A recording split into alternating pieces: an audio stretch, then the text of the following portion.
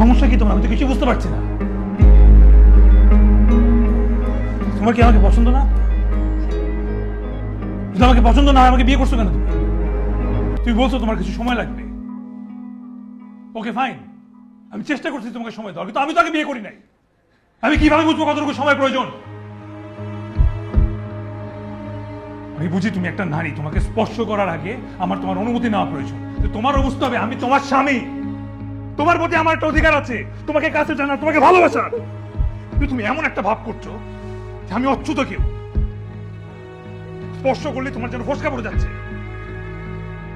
নাকি তোমার জীবনে এখন এমন কেউ আছে যে কারণে আমার স্পর্শ তোমার কাছে অচ্যুত মনে হচ্ছে? তো 2 মাস ধরে আমি তোমার মধ্যে আছি, এতটা অবহেলা তুমি ডিজার্ভ করো না। তুমি তো বহুরূপী। পরিবারের সামনে তুমি একরকম, আমার সামনে তুমি একরকম, সকালে তুমি একরকম, রাতে তুমি আরেক রকম। কাউকে কিছু বলতে পারছি না, সহ্য করতে পারছি না। কি শেয়ার করবো? আমার ওয়াইফ ইন্টিমেসি ভয় পায়।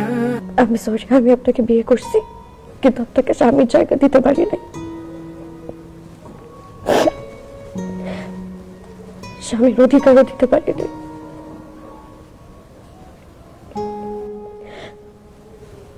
ভালোবাসতে পারি নাই, কাছে আসতেও দিতে পারি নাই।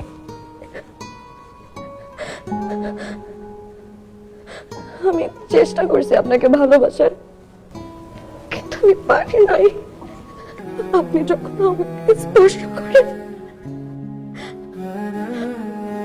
আমার শরীর অপসার হয়ে যায়, আমার অস্থির লাগে।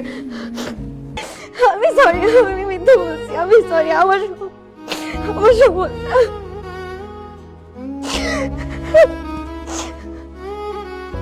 সরি।